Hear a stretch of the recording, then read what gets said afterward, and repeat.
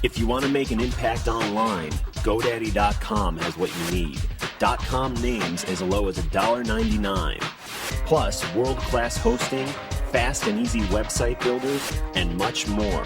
As a listener of the Talking Metal podcast, enter METAL2, that's METAL2, when you check out, and you will save an additional 10% on any order. Some restrictions may apply. See site for details. Get your piece of the internet at GoDaddy.com, official sponsor of the Talking Metal podcast. The best hard rock, the best heavy metal, Talking Metal, a podcast hosted by Mark Striegel and John Astronomy. Available through iTunes and most other podcast providers. Feel the power, feel the glory. TalkingMetal.com.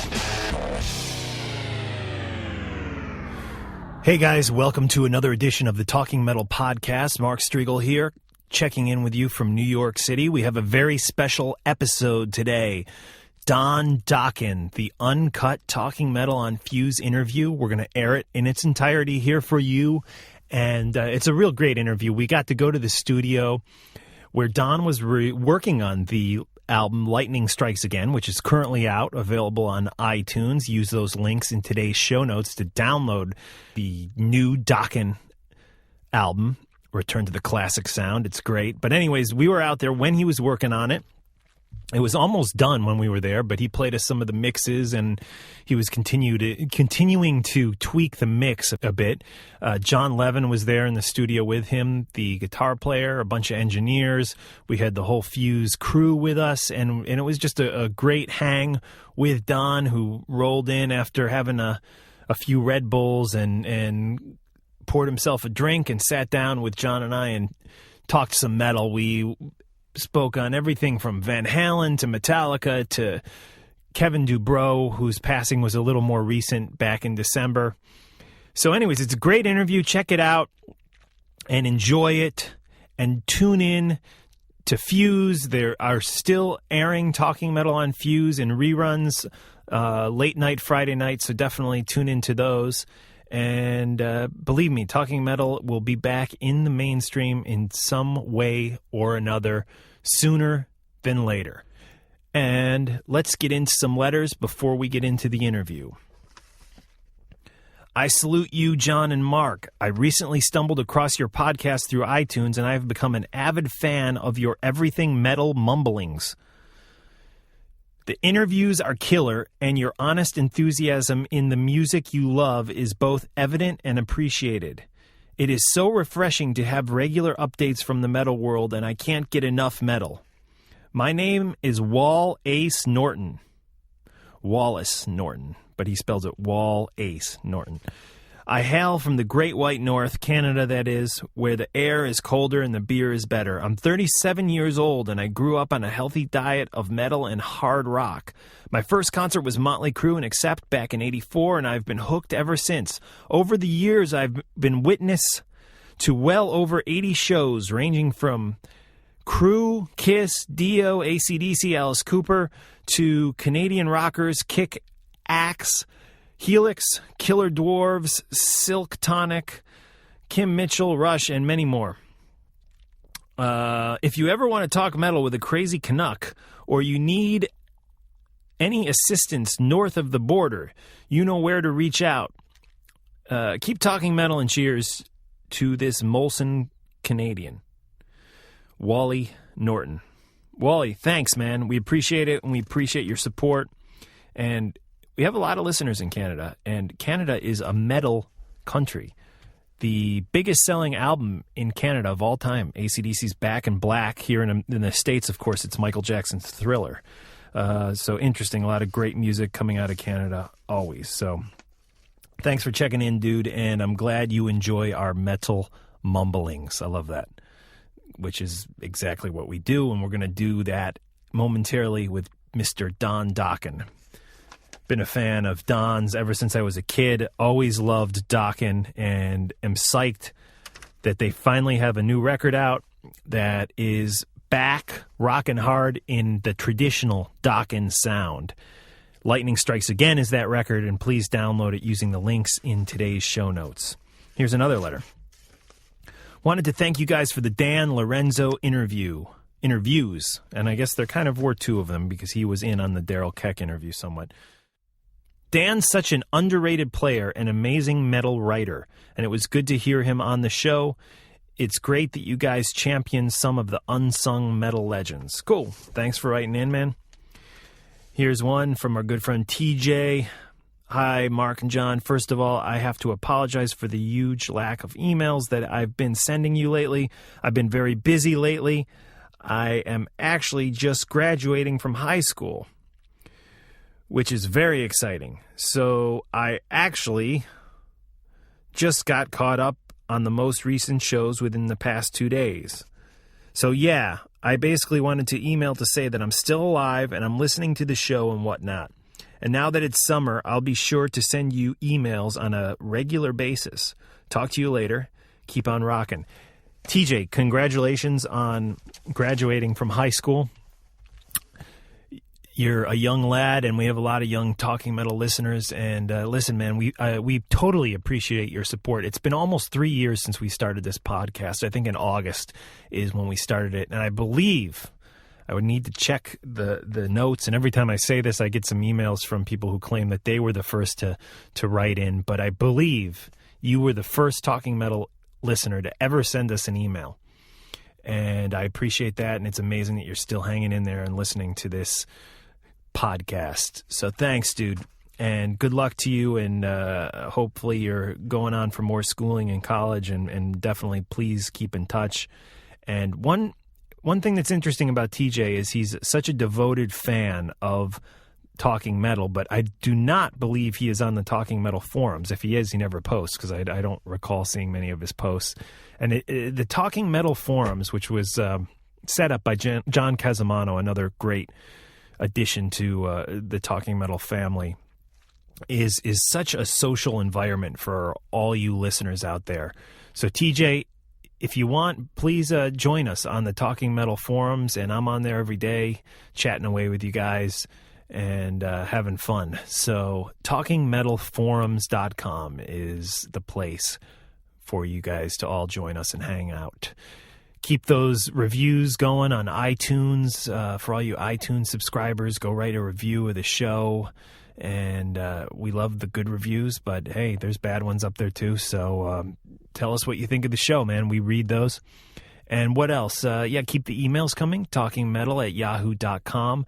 Send me an email. It's striegelmark@gmail. And I believe John, I forget what email address. He has a few accounts he has listed up there. But go to the contact section of talkingmetal.com and you'll find John's email.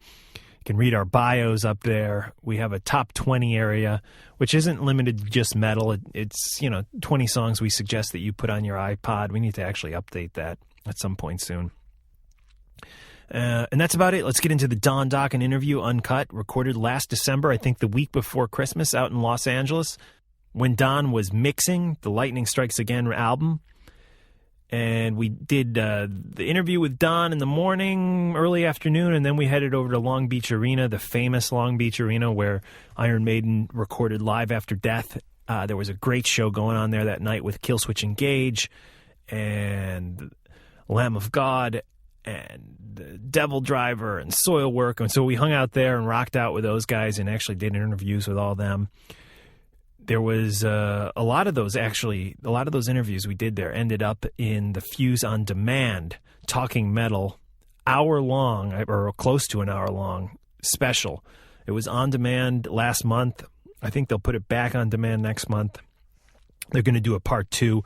It's great, and the interviews are edited, but they're not quite as cut up and choppy as the actual Fuse show. So if you have on demand, definitely go to the Fuse section there, because they have been posting Talking Metal stuff up in the Fuse on demand section, including the pilot was up there for a while, which of course the great Rob Halford wrote the theme music for the pilot. It was not used in the episodes that followed, the half-hour episodes. I guess they couldn't work things out to get the rights to the Talking Metal theme song in the episodes, but they did work it out for the pilot, and it sounds great. And if you missed that, definitely go to Fuse on Demand, and you can hear that great music that Rob Halford did for us. Fight has a bunch of new stuff out, by the way, which I meant to tell you guys about. It's old stuff, but it's been remastered or re-released in a box set. Well, I'll talk about that in the next episode. Let's get into some classic Dokken here, followed by the Dokken interview, followed by some brand new Dokken. And everybody needs to use the link on talkingmetal.com in today's show notes to go download Lightning Strikes Again, the brand new album by Dokken, and show some support, show that podcasts do sell records. Right now, this is Just Got Lucky by Dokken, then into the interview with the man himself, Don Dokken. Should've known better, should've seen right through. Over and over, falling in love with you. Wanted you for myself, my first mistake. Finding out the hard way was all that I could take. You were just using someone, and I was the one. She said you just got lucky. I believe your deadly lies. You just got lucky. I've been hypnotized. She said you just got lucky. I believe your deadly lies. You just got lucky. You're a devil in disguise. Don't wanna hear no lies, no apologies. Imagination gets the best of me. I'm looking everywhere, still I see your face. I'll never forget you. You put me in my place. You were just using someone, and I was the one. She said you just got lucky. I believe your deadly lies. You just got lucky. I've been hypnotized. She said you just got lucky. I believe your deadly lies. You just got lucky. You're a devil in disguise. I go for the money they charge, but they're all fucked up. And I saw when Mick was here yesterday, he's like, "Oh, mine are the same way. I'm always crazy gluing them." And after this year, no more gold records. I didn't know that. Wow. Nope, because they don't make records. Right. So let's say you sell 500,000 records, they're gonna give you a little fucking CD, a little thing because they're CDs. I go, well, but that just a record is like Right. It's iconoclastic. cooler. Right. A record is a record. You get a gold record. I want my goddamn gold record. Right. I guess from now on they're gonna put a little, get a little CD and a little thing. And I saw one. I go, man, that looks so cheesy. I go, you sell all those records and this is what you get, huh? Right. Just a regular CD too. You can just That's- take yeah. your CD and put it in the frame. Fitzgerald Hartley. That was the company for 20 years, and they're gone. They're gone. Don, did you want that in the middle? So that's the thing now. So I started ordering a bunch of gold records that are for people. I said I better get them now because that's it. Yeah. Now, did they have Dog the hair all over me. graphics and all of the artwork? Like if you want to reorder like an older one from back in the day? No, that's the problem. Oh, okay. Like I just ordered some for Christmas for the artist that designed it, and they're like, Oh, okay. well, we don't have the label. They can take a okay, so CD they- and scan it, but if you want a Dokken record, well, you need the label. Right, you need well, the- no one's been hanging on to those for 25 years. Wow. So I had to literally, I had to take a record, send it to them. They took it apart, scan the label, scan the artwork, and then they said, well, just send me a CD or an album so we can scan the artwork. And I said, I think this is really bizarre, but I don't own a Dokken CD or a record. And that's true. I don't own one. I don't have any. Because my kids over the years, they would, Grab them, right? yeah, oh, is that your dad? Don? Yeah, sure, here, have a CD. Have a record. And then over the years, they just were You gone. ran out of And them. I don't buy them. I don't listen to my music. Quite honestly, I don't sit and listen to Dokken every day. I have on this record, which has been really weird. John, I just took all the Dokken records and I found, and they're burned. And I stuck them in my car. I had to listen to Dokken over and over again because it was a long time ago, and I had to get in this headspace for this record of what did people like about us. I had to break it down as a producer. Like, okay, we have catchphrases, and I found out this really weird novelty thing. You know, almost 80% of all Dokken hits only had 3 words. How weird is that? Think about it. Just lucky. It's not love. I'm the hunter, alone again. You know, they're all 1, 2, 3, 1, 2, 3, 1, 2, 3. And I'm like, just got lucky, alone again, and in my dreams, I'm the hunter. I go, oh my God, 3 words. Into the fire. Into the fire. And I'm like, oh, I get it. That's why Burn Like a Flame wasn't very popular. It was, you know, don't you know that our love is burning, burning like a flame. Too many syllables. It would have been a hit if you didn't have so many syllables. It's like the Steven Seagal movies, like Hard to Kill. Everyone had Da-da-da. 3. Die Hard 1, Die Hard 3. Everything, I guess, maybe it's the mentality of the human race now that they, you know, they don't give me too much information. Right. You know, just make it Speaking of 3 words, lightning strikes again. Right. You're mixing it here. You've invited us down to the Yep, studio. yep. We are honored to be here with It's fun. somebody we've been a fan of for a very long time. And you've recorded a lot in this studio. It has quite a history for you. Yeah. And It's the only studio within 20 miles of here, and I've lived in Manhattan Beach my whole life, so I made it real convenient. You could drive 10 minutes. You could be totally shit-faced. I go, it's a 75% chance I can get home without getting caught.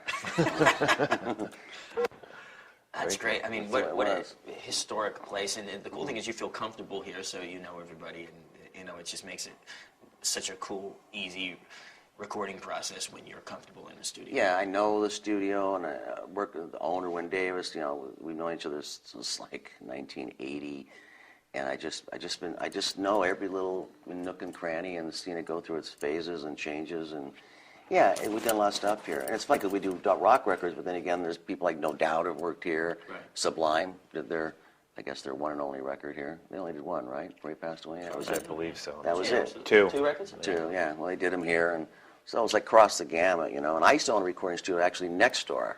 We had Dokken Studios, 710. I had it for 8 years. We cut Dysfunctional and a bunch of albums there. But like this, you know, it was an industrial park, and I had a lease, and then all of a sudden I got a notice that said, we've sold the property, we're going to put up 85,000 condos. You're out of here. So I went, goodbye to studio. So, but I've come here a long time. I mean, Mick has got, it just brings back a lot of memory. It kind of looks like a Chinese pagoda in here, doesn't it? Yeah. Has it changed, or has it always kind of Oh yeah, remained the same? this wasn't here. I mean, when the studios first started, it was just that room, and then this was like a machine shop. Wow. And they went out of business, so he blew the wall out. And then we said, well, that'll be a drum room. We can cut amps in here. And then he put a kitchen. And then we used to always say we all stink to high heaven, and so you know, because we're sweaty playing, could you put a shower in? And so that's the way. Do you guys ever sleep over here? Oh, you kidding me? That's why we had that big couch in front of the console in there. Too many times I just said, look, I'm too tired to go home. Wow.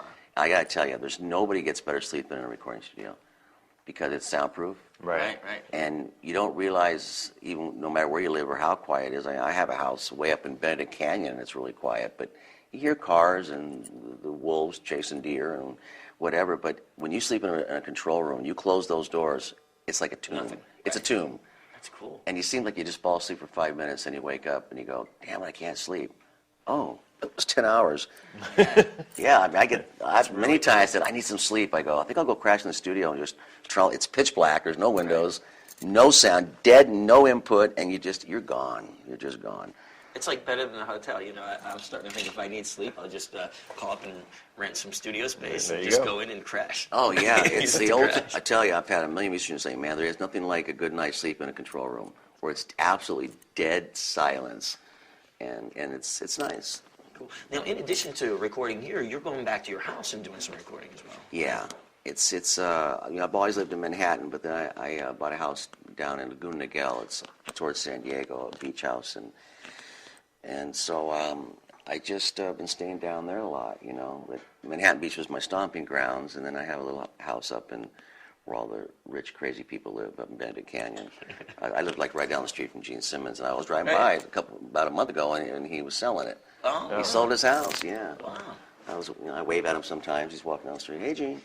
And I had a crazy. Was it 2 years ago? I went over there for Thanksgiving. That was an interesting experience. I thought it was going to be a How big was it? party. Well, I thought it was going to be a big, huge. You know, he's a famous rock star. And it'd be a big, huge party. It was just Shannon and Gene and you. Nick and Sophie and couple people and me, and there was like maybe 8 people. That was it. So I was expecting to walk into this rock star Thanksgiving, and what was really cool though is Shannon cooked. When you have that kind of money or that wealth, you figure you get the maid, chef or something. yeah, chef and all that. But Shannon cooked all the food, and it was just killer gravy, mashed potatoes, and all. And Shannon cooked everything, and it was really the bomb. I mean, she cooked the whole dinner by herself, and we just hung out and had dinner, and then Gene drugged me into the kiss room, right? Yeah, the kiss room, and then him and I just sat there and listened to music. Cool. That's cool. What kind of stuff? He had some strange stuff, like it sounded like the Beatles, exactly like the Beatles, but the words were different. And it was a new band that he was looking at? No, it was just bands that he had, like Beatles, Kiss, Zeppelin, Aerosmith, like all these musicians that record these songs and sound exactly like old hits, but the words were different. Wow. Like parody, almost a little like Weird Al Yankovic. Yankovic Yeah. kind of stuff. But I mean, one had Strawberry Fields Forever, and I think it was Strawberry Malt Liquor Forever, or something like that. It was really trippy. So we just talked about that guy's got a lot going on. He's got his race car team. Oh yeah. And he's building some houses, I think, in Korea. He's building homes in Swampland, and so we just hung out and talked, and it was interesting to hang out with someone. I mean, we know each other. That's what I was going to ask. Did you know him back in the Oh yeah, we toured 80s? together. Right. Yeah, we did the Unmasked tour with him. Oh, cool. When Eric, God rest his soul, was in the band, and Eric was in the band, and it was Bruce Kulick. Right. And I think it was one of their first Unmasked tours, and we did that tour, and it was right when we were like just. I think our Lock and Key had come out, and and had done like 1 million copies in 3 weeks. So. We gave them run for their money. Yeah, I was going to say, at that time, you guys were probably selling more records than they were. Yeah, we were. But you guys were opening. Yeah, we're special guests. But you still had, your record was probably higher on the charts. Yeah, higher on the charts, selling more records and more merch. But I mean, I think people didn't, nobody seemed to gravitate to that Unmasked thing. Right. I think it really freaked people out when they did that, Yeah, without the makeup. Right. Kiss is kiss. Right. They look better with the makeup on. Yeah. Yeah, Gene will say that. He's the first one to say that. We look better with the makeup on. But it was interesting to have Thanksgiving over there. So That's great. It was pretty wild. You mentioned that. I'm sorry, can I hold you guys up 1 second? Your necklace is clinking a little. You know what's funny is that I'm trying to get my bearing on the geography of Los Angeles, which I didn't quite know, and I pulled it up on MapQuest yesterday, and one of the roads that just happened to jump out at me, and that's I don't know why I focused in on that, and I thought Gene lived on that street, and so that's where you have a house too. Yeah, I have a half an acre, and I have my main house and a guest house, and I bought it because there's no neighbors, and it's up against a 5-acre oak preserve. Oh, cool. There's Which is great because nobody can build on the other side of that. Right. What's funny, I have they always say buy the crappiest house, in the most expensive neighborhood. Canyon, I said, let's put it this way: Gene's garage is bigger than my entire house. Okay, but my house is really little, and the funny thing is the neighbor behind me who's building a house is Paul Allen. Wow. He's got a couple dollars. Yeah. And he's building. I don't know what he's building. I thought they say it's a house. It looks more like the Beverly Center. I mean, it's big. Gigantic mansion. So my house is here, and our properties are kind of sharing. And he's building some whopper up there. It's wild. It's funny. I used to have some friends that lived in this really nice neighborhood, and they were all nice houses, and at the end of the street it looked like the Addams Family house. They had one crazy house. That was kind of my house, because you drive up and it's like mansion. And I said, just go up to this street and then turn left. And I said, there was this really looking crappy, rundown old English cottage. They go, I know where that is, in the cul-de-sac. Okay, that's my house. I bet it's cooler than you. It's pretty good. I fixed it up. It's very peaceful. It's got a lot of fruit trees. I'm into. It sounds funny, but I've got lemon trees and mulberries, boysenberries, limes, oranges, and that's just a thing. I guess it's a meditative thing. You go out in the morning, and I have this picture. I woke up one morning. I planted all these rose bushes, and they're about this big, and then they were this big, and then they were this big, and then all the roses were gone. I was like, what? They're dying. I can't figure it out. What the hell's going on? And it looked like somebody was coming up and stealing them. So I woke up one morning, opened my curtains. Here's 3 deer, and they're going munch, munch, munch. They were eating my roses. Yeah. It was like a mom deer, and you see it was the buck and the doe and his little baby, and they were eating all these rose bushes I ate. And I was like, scram. But it's kind of cool to wake up. They're like right there, 5 feet from my bed, and they're sitting there just munching away. Wow. And they're not afraid, No, I looked up at them I'm like tapping the window. Excuse me. You could invite Ted Nugent over. He could take care of those. Yeah. I'll tell you, get my bow and arrow. But you mentioned Gina has a lot of stuff going on. I mean, you have a ton of stuff going on right now. There is 2 records that you're working on, right? There's a second solo record. You got Lightning Strikes Again. You have a solo tour you're doing just on your own. Then maybe another Dokken tour. Let's talk about that. This is the first time you're ever going to go out, just you and a piano and a guitar, right? Yeah, it's scary, and I'm not even sure I'll even have a piano. It's just there was an album that came out, I think, on VH1 called Metal Stripped, and they have a couple of versions. It's all these artists that have unplugged versions of their songs. So they put, I think, In My Dreams on it from the one live night we did a long time ago. They put it on this compilation, Metal Stripped. So they said, "Can you come down? We're going to do the release date and yada yada." And they said, "Tesla's playing, Great White's playing, Queensryche's playing." And it's unplugged. And I said, "Oh, okay, I'll come down and I'll do a song." But when they said unplugged, I thought they meant unplugged. But, they were there unplugged, but it was like, they had a drummer and a bass player and a guitar player. And I mean, it was a band. And so I show up with this acoustic guitar going, I don't want to, they're playing like as a band. I'm just going, So I said, screw it, So I went up there and did it anyway. And I just played like 3 or 4 songs, just kind of winged my way through it. And after the show, Jeff Tate said, "Man, I thought that was really cool. That was kind of a really interesting. I kind of talked. It was like storytelling. Oh, okay. This is why I wrote this song. I was drunk on tequila in Mexico in 1985, and I wrote In My Dreams. And so I did kind of a storytelling thing and why I came up with this song and what it's about. And then he called me and he says, "We're going on tour, and maybe it'd be cool if you're a special guest and just come on tour and play." I go, "By myself?" He goes, "Yeah, just acoustic guitar and maybe some guy jamming with you or a guy on piano." And I said, "I don't know, because it's dangerous. You got a band, you make a mistake, it goes by." Really opening yourself up. I mean, it's like this. I'm sitting here, there's a spotlight on you, I'm playing. If I blow a clam or I choke, everybody's going to know it. So I, in a moment of insanity, I said, "Yeah, okay, I'll do it." And then next thing I know, we're doing 30 shows, but it'll be fun to hang out. I said, well, at least I get to see you guys every night for free. Yeah. So I got to look at it that way. Right. I love Queensryche. Sure. So I'm going to try it. I still haven't figured out what I'm going to do. I'm just going to just do it, But a lot of people heard some acoustic stuff we did. It's been on the net. They said, "I really love these acoustic versions of Dokken." And I said, well, I think it's a nice homage to show that if you write a good song and you take all the drums and the solos and the harmonies and just strip it all down, if the song still lives, if it still sounds cool and you still like it, well then I think it's a good song without all the fluff and the bells and the whistles. It's still a good song. Yeah, and that's one thing Dokken always had, was that you had the technical guitar and drums and musicianship, but you always had the songs, and sometimes that even got overlooked a little bit. So I think this is a good time to just get out there and play it might be a songs. good thing. And I figured, well, I did do a solo album. My solo album I did over 2 years ago. It wasn't something I wanted to do commercially. I just, always my band members always say, "You're really good writing ballads, and that's your thing." And so I wrote a whole album of ballads. Yeah. Not necessarily, but they're more like new age. I mean, they're like some of them are kind of dark. They're dark. You've heard those old samples, on the MySpace They're page. dark. They are dark and kind of moody. And I had all these famous people playing the album, which to me are famous, but into the general public, people go, "Who are these people?" I mean, Michael Thompson's like the #1 guitar player in Los Angeles in sessions. Tony Franklin played Robert Plant. He was playing the bass.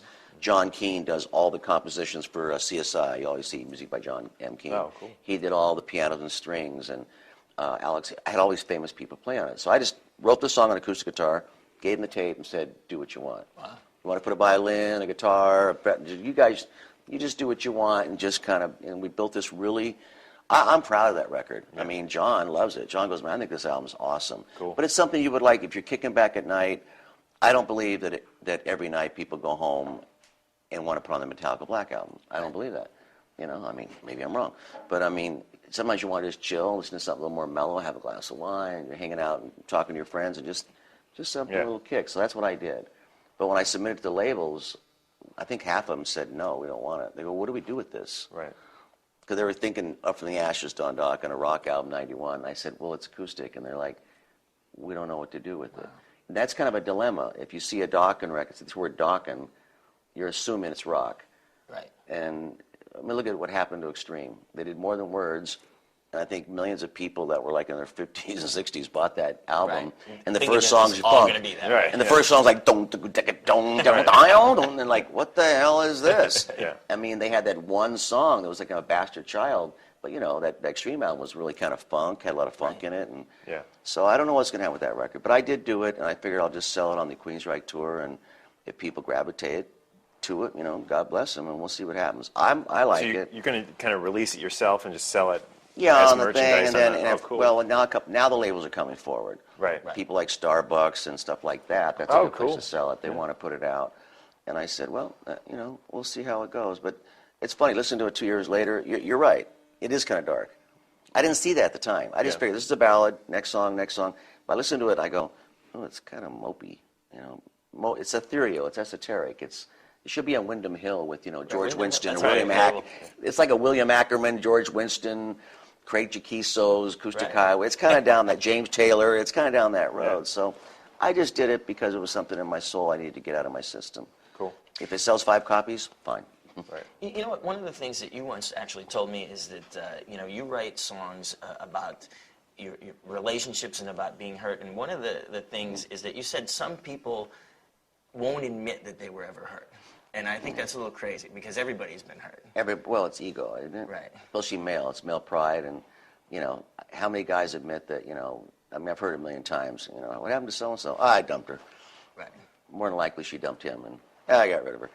But it's a hard thing. I mean, people say, like Sting, he wrote, you know, that song, the King of Pain.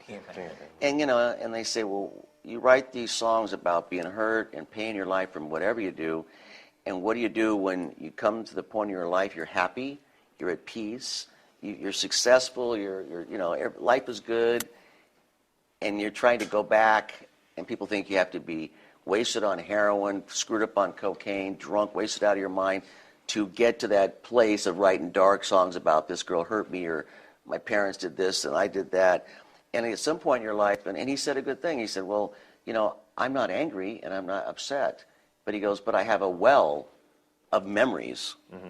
You know, you had that well of memories through your life of all your first love in high school and college, and the girl that you thought was going to be the one, and you found out she was sleeping with your best friend, but you have that well to go to write about stuff like that. So I get that, you know, but a lot of people think you have to be, you know, semi-conscious and be suffering and be in pain and suffering to write a song about suffering and pain. I don't think you have to. And I think a lot of musicians, that's their downfall, that they feel they have to be in a miserable, suffering state of mind all the time to write about that. I don't think you have to. Cool. Interesting.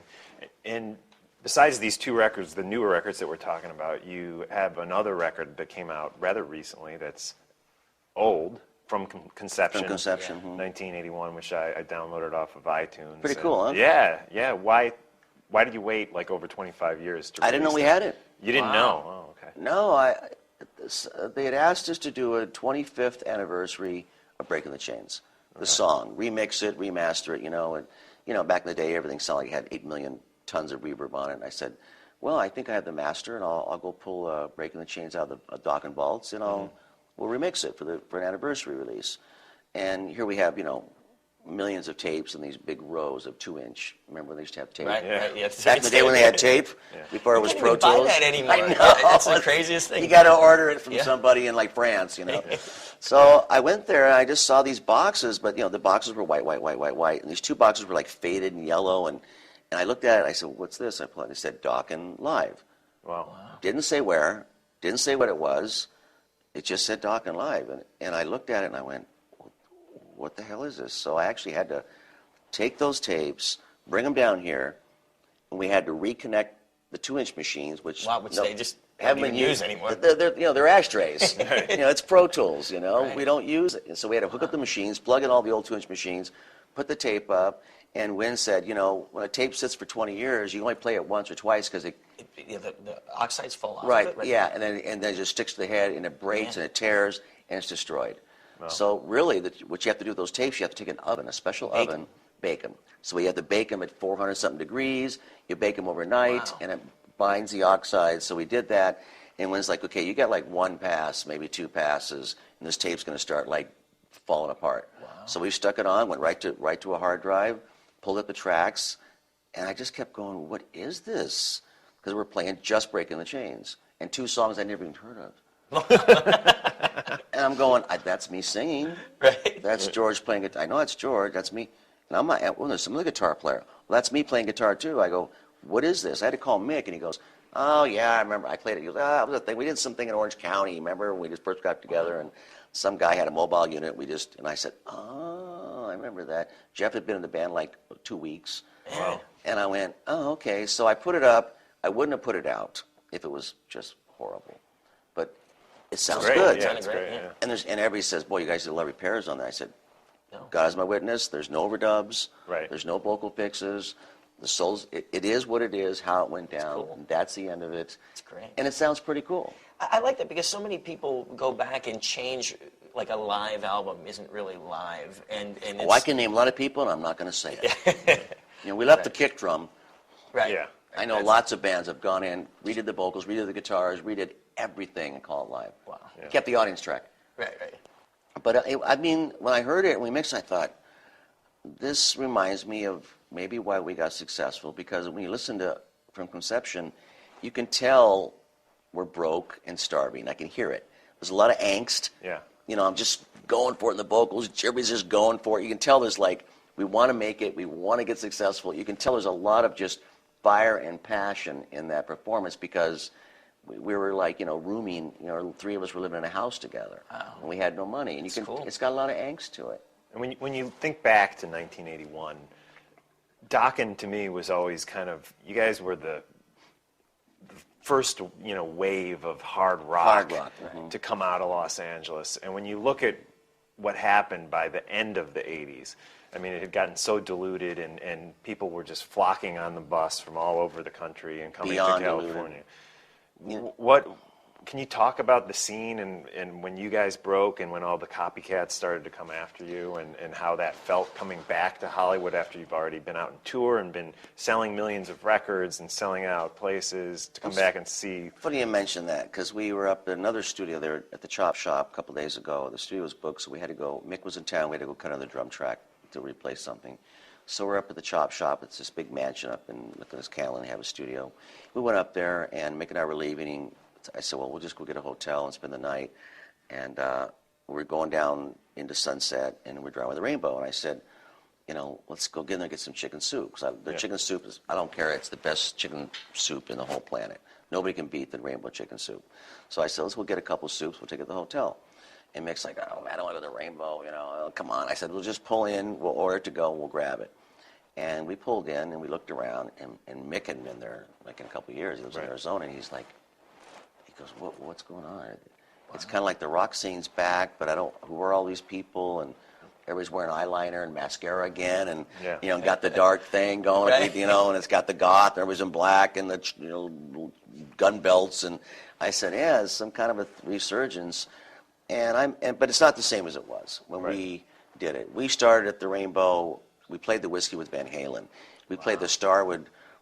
I remember Randy Rhoads had just joined Ozzy, and he was in Quiet Riot. Okay. And they did their last farewell show 2 nights with Quiet Riot.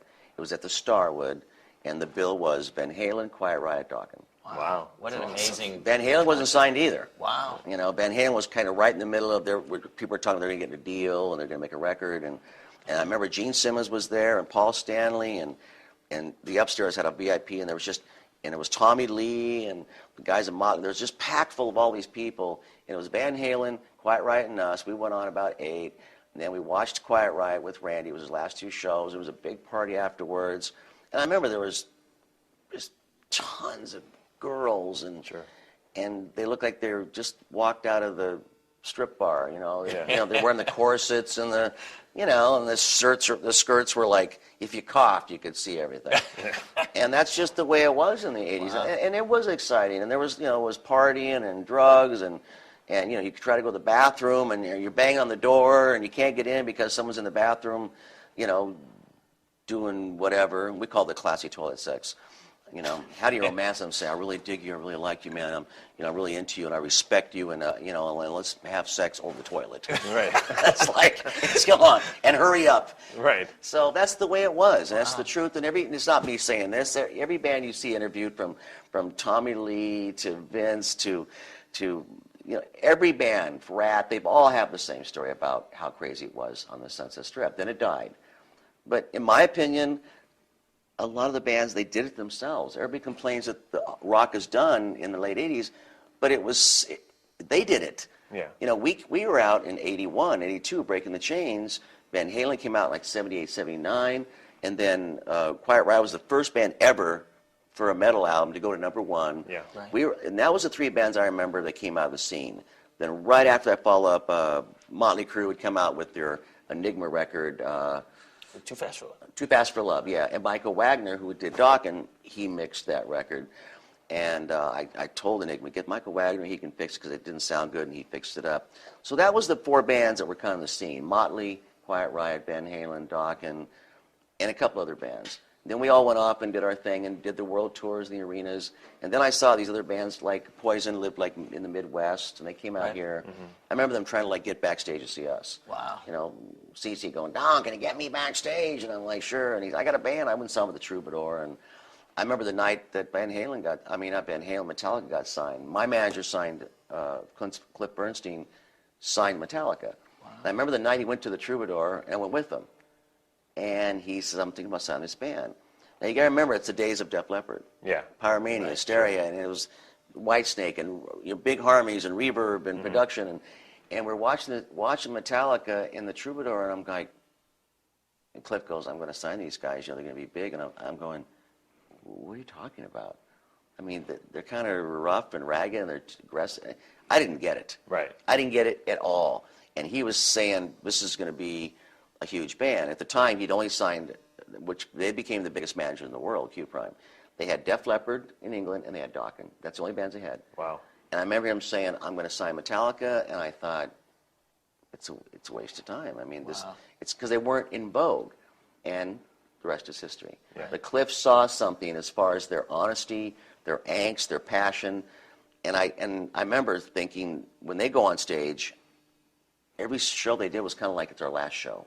Wow. Well, they had this They just gave 100%. They had this mentality, I mean, James was everything. He's like, if I die, that's fine. It was 150% every night. They just were so in your face, and I got that. And he signed him, and then the rest is history. But I remember that whole thing going down, and Metallica was starting to come up the ladder, and Motley had their success. We played with Motley Crue at the Roxy, and they had Too Fast for Love out, and Breaking the Chains was only out in Europe. Wow. So I played with all these bands. We grew up together. We all came up the ladder, and then I don't want to name names because that's not right. Because the old Buddha says, if you have anything good to say, don't say anything. But a lot of bands started focusing on bigger hair, more makeup. We must have a singer that has an androgynous female face. Doesn't matter if he can't sing, as long as he looks like a chick. Right. He's got the moves, and he can kind of fake the David Lee Roth kicks. He's a singer. Wow. And that started happening, and you saw it happen on MTV. Right. It got more about the video, the makeup, the hair, the clothes. It went worse and worse and worse. But all of a sudden, the songs became less important, less important, less important. I'm going, but the song, what about the song? Yeah. It just became, and so I think it was kind of like the scene destroyed itself because they weren't writing good songs. Right. Well, it's back to what we were saying, that Dokken always had those songs, and it's more than the hairdo and the flashy guitar solo. And that's more of a mentality, obsessive. I am obsessive compulsive. I didn't even have a house at the time. I lived in an apartment in Culver City, I remember. We had a gold record, and I think the manager said, you did great, you got a gold record, and now you only owe $300,000 record company. Right.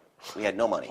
And our manager actually was paying us, he gave us all $800 a month to live on. Wow.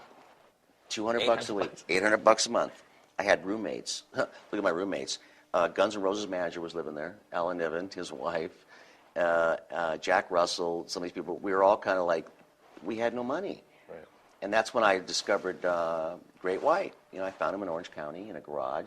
Produced him. I brought him in here into in the same studio? I brought him in here, and Enigma says, we have $7,500. And I went, to make a whole record? I said, well, if we can do it for 5, that leaves us $2,500. I can give $1,200 to Michael, and I'll get $1,200. I can make $1,200. Wow, for 2 or a month work. But we were broke. Right. Wow. So I did the first Great White Album, produced them, helped them out. Jack and I became great friends, helped them with their second album, and did another album down the road.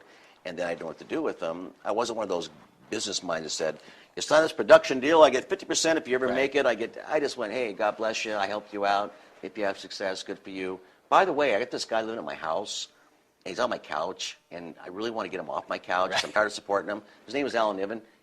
Let him manage you, and that's how that's how he got it. And then he ended up getting Guns N' Roses too, and then the rest is history. With that, he kind of went crazy, and they got rid of him. So that all went down, and it was great. But I remember Great White. I'll give them a lot of credit. They were just a kind of a bluesy, band. Sure. They didn't go down the whole thing. Their first album, yeah, they got poofy hair, and then they kind of said, "Fuck this," jeans, T-shirt. Yeah. We're guilty. I mean, the record company, we did Don Dokken Key. Every time I see the album cover, I'm embarrassed. Really? Yeah. We're going to hire this clothing designer. This Ralph Spinal Tap. And Mick will be purple, you'll be blue, George will be red, and Jeff will be green. And they had like these outfits they made. It was like $10,000, and we looked like waiters. We had like these, angled things, and we all had a color. Like a costume, right? Just like Spinal Tap, you'll be the lion, you'll be the...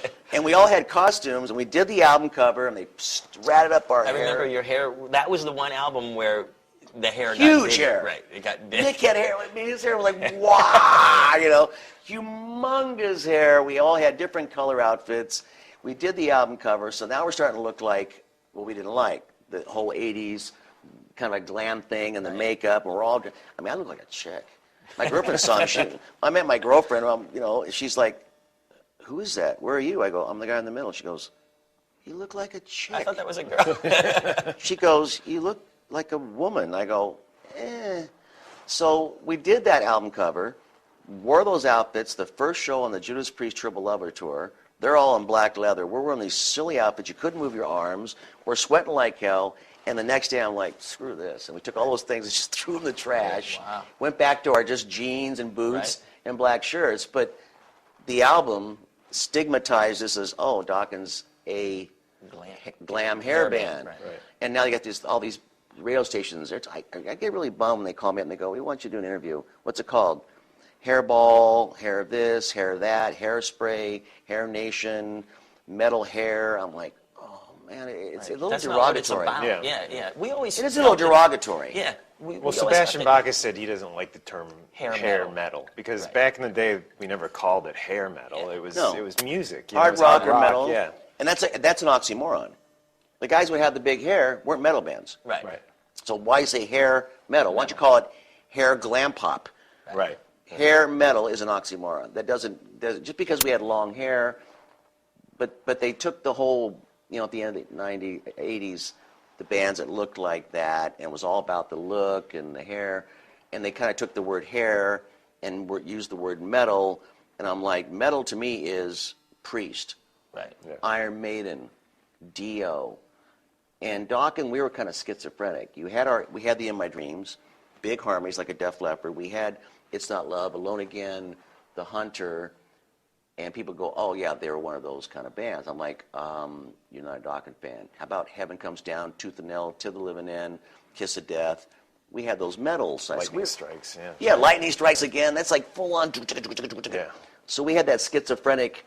You heard on the radio, in my dreams it's still the same. The next song is Jong Gong Gong. We're all dark, but people don't remember that side of us. The quote unquote radio fans, the hardcore fans. You guys go. I remember Heaven. I remember Till Living End. I remember Tooth and Nail.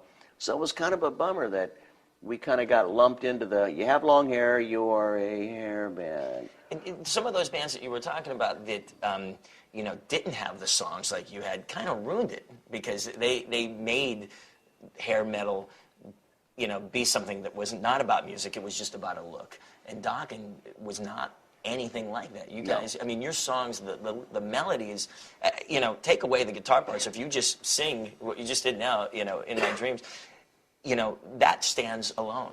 And I defy half of these other bands to say, strip everything away, just sing the vocal line, and there's no song there. Right. But your tunes, you can actually just sing the vocal line, and it sounds like a hit song to me. There's a melody within the composition. Right.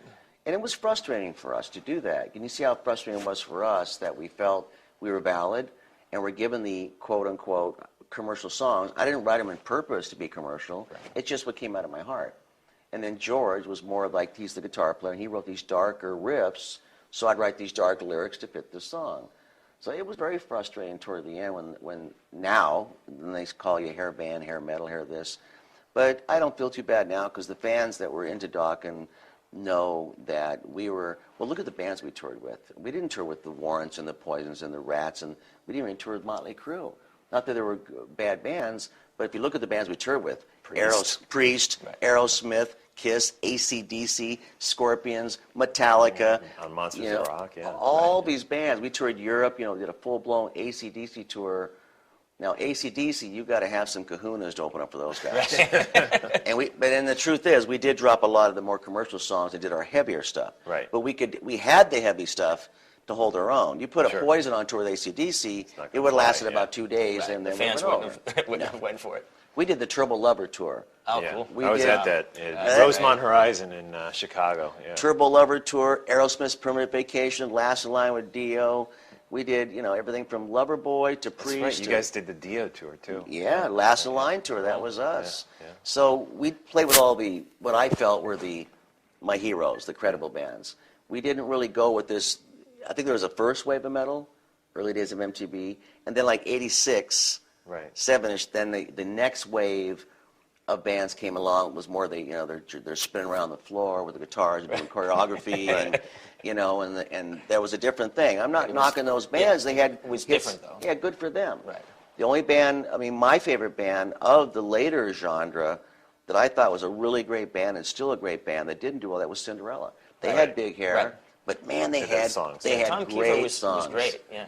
He knows how to write a song. Right. That band had great guitar player.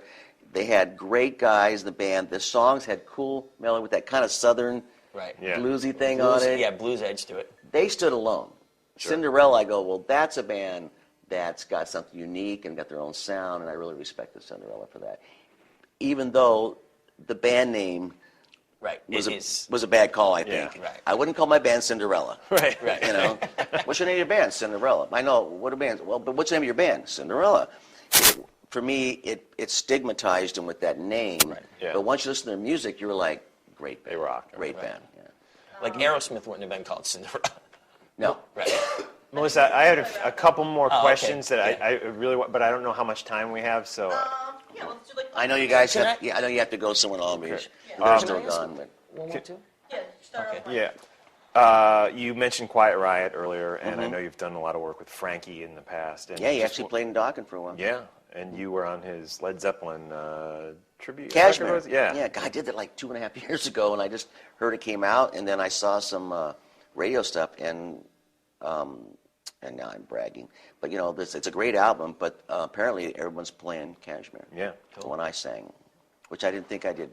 I couldn't sing those high stuff that Plant did, but I tried to keep it as true to Robert as I could and kind of put my own little thing on it. Cool. But it came out cool. It's a good album. Yeah. Speaking of Quiet Riot, we've Yeah. recently lost Kevin, and I don't know what your relationship was with Kevin, but I wanted to at least ask you, as a Quiet Riot fan, if you could share any memories of Kevin DuBrow and Quiet Riot. I was, I can't remember the exact day he passed away, but I heard about it in the morning, and I kind of didn't believe it. I thought maybe it was one of these like really vicious rumors. Of course, I've known Frankie my whole life, and I grew up with Kevin. Like I said, I played with Quiet Riot on the Randy Rhoads back in the day. farewell show. So I've known Kevin my whole life, and to him, we grew up in the Strip. Yeah. We did the Whiskey and the Starwood, and we played at Gazzari's, and so I'd known Kevin my whole life. And I just seen him a couple of months ago, and I remember he got to the airport, and I commented, I said, "Hey, wow, Kevin, he was all tan, looking fit, and I've never seen him drink, never seen him smoke a cigarette. I've known Kevin my whole life. I never saw him wasted. I've never seen him, screwed up at all. And so I was shocked, and I kept thinking, it can't be a drug thing. It must be, something happened, or his heart, or he has a genetic thing. And I did call Frankie the day after he passed away, and I just said, I called to say I'm really sorry, and anything I can do. And Frankie was hysterical. I mean, he was just crying his eyes out. So then I started crying, so it's even hard to talk about. Kevin and I mean, Frankie and I were just bawling back and forth. I was crying, he was crying. And I said, it's just not right. And I was in shock. Yeah. And then I kept hoping that it was some kind of an accident and this and that. And then when I find out it was a accidental drug overdose, I thought, but that's something I didn't know about Kevin. I didn't know if he did drugs or cocaine. Whenever I saw him on tour, he was just up there doing his Kevin thing, and he was always real up. Hey, Don, how you doing? I would go to the airport, we're all doing a gig together. He'd shake my hand. He was always very up and animated, and I didn't know he even did drugs. That's the honest truth. I'm not trying to cover for him. I didn't know he did drugs. Mm-hmm. I didn't know he did coke. I don't relate to coke. Of all the bands that all admit they did drugs, and Nikki Sixx says, I died on the, from heroin and blah, blah, blah. I never did cocaine, ever. I've never done cocaine in my life. Everybody in my band knows it. I've had bands walk up to me and go, hey, Don, you want to do some coke?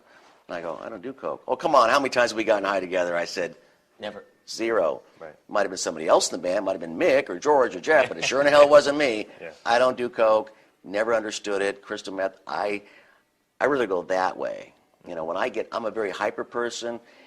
I'd rather take a Xanax and go, all right, you guys are all fighting, it's cool. But I never understood the whole thing about taking a drug that makes you paranoid and like this, whatever that thing does to you. So I never did drugs, and I was really shocked. And it's just another rock star that's gone. Ant Whistle, sure. 60-something years old, doing drugs all night. He's gone. It's kind of sad. You think about there's 2 people now in Quiet Riot that are gone.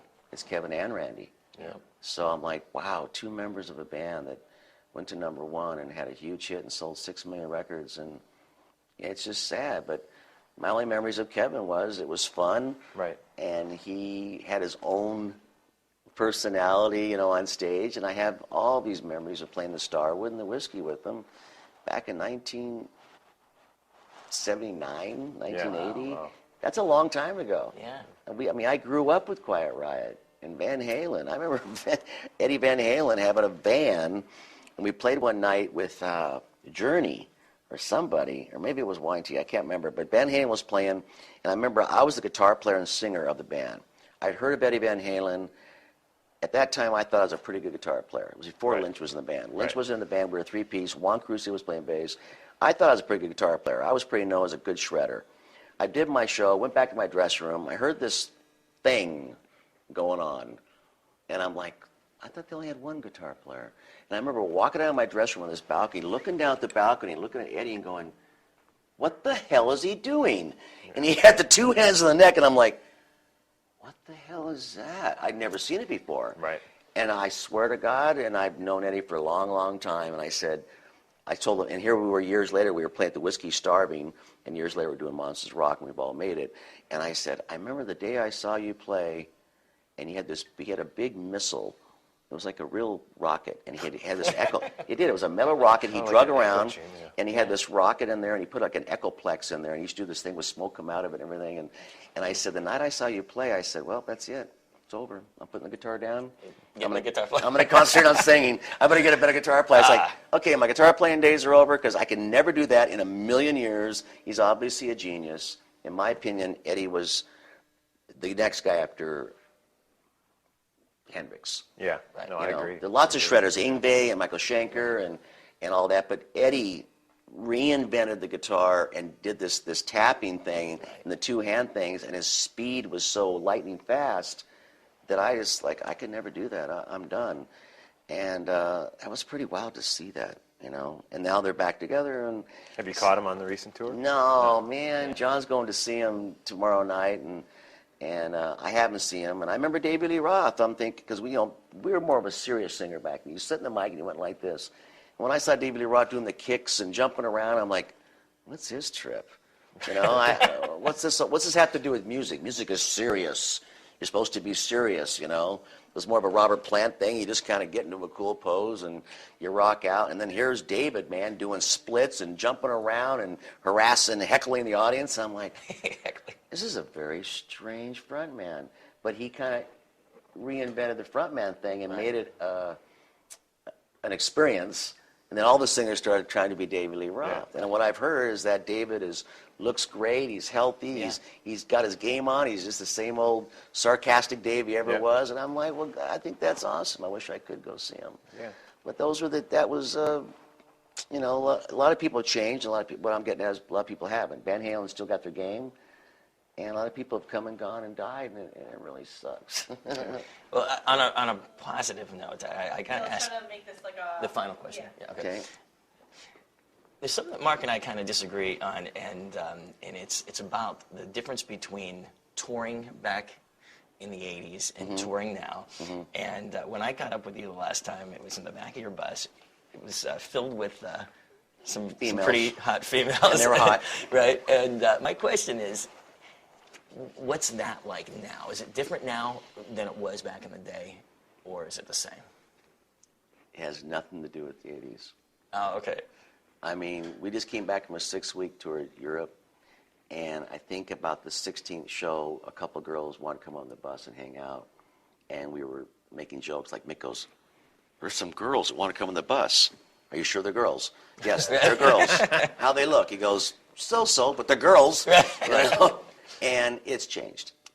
There's I don't know if it's the morality or the whole thing with AIDS, but you were on our bus. Right. And you saw there's like mini skirts for days.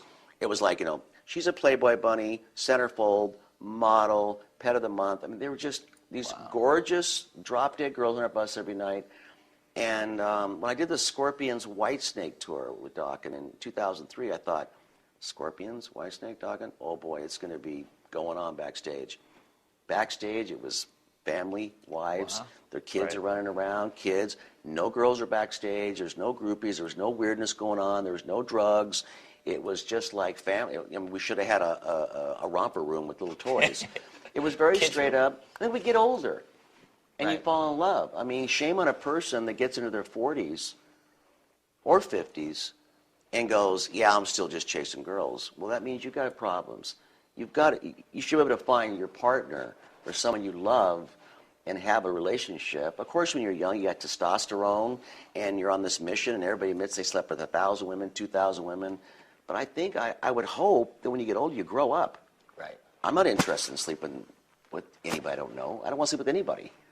You know, I have someone that loves me dearly. Why would I go out and screw that up for a one-night stand in Ohio? Right. Right. In the old days, I think we were, you know, rocks. When you're famous, I think it gives you an excuse to be not accountable for your actions. You're emotionally arrested because it's like, you know, if you went out and screwed 5 girls, they go and shame on you. Right. If a rock star goes out there, they go, "Well, he's a rock star." Right, it's okay. He's a rock star. What do you expect? He's a rock star.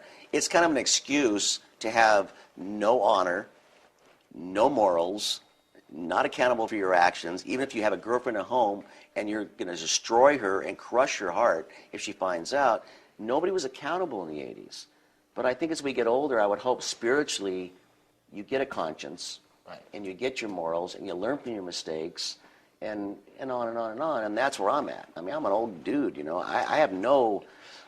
Even if I brought a bunch of beautiful women on my bus, I'd be honored and go, "Wow, these girls still like us old geezers." But I don't want to take them back to my room. Right. I go, "Thank you, you're a babe, you're a babe, you're a babe." And if they go, "Where are you guys partying?" I'm like, we're going to sleep. I'm tired. The weirdest phenomenon is when there's a girl that comes on and says, "Oh, my husband's outside."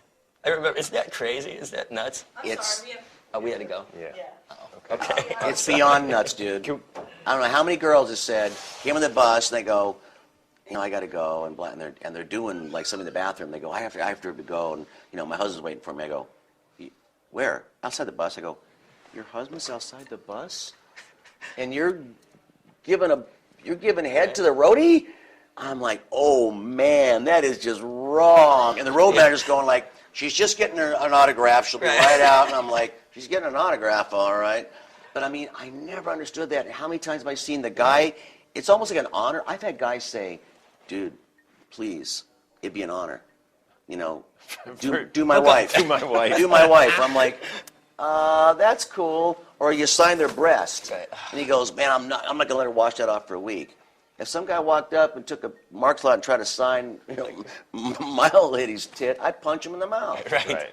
It's a strange thing. It is It's a strange. strange thing, rock and roll, about that. There's no rules about morals and ethics, and it's like, he's a rock star. Yeah. You can be a jerk. Look, if you throw a TV out a window in the hotel, you go to jail. Yeah, absolutely. If while Mick throws out the TV, you just put the credit card down, you say, I'm sorry, he was drunk, and you pay for it. Right. Well, thank you so Don, much, thank you Don. very We much. really No problem. appreciate it. I hope you got something out of it. Sorry. Yeah. Oh, absolutely. So we're gonna maybe listen to a mix real quick or something. If you want. Yeah, that'd be If great. you're here. That'd be awesome. So I hope you got something good out of that. I know I think we got a lot of good I was stuff. babbling on. I've had 4 Red Bulls before I got here. Face anymore through our broken past. I can't feel your pain anymore. I'm free at last. This love is lost like a distant song in an endless sea. I try to spread my wings and fly. Nothing's left of me. I can't feel this love anymore. You turned a heart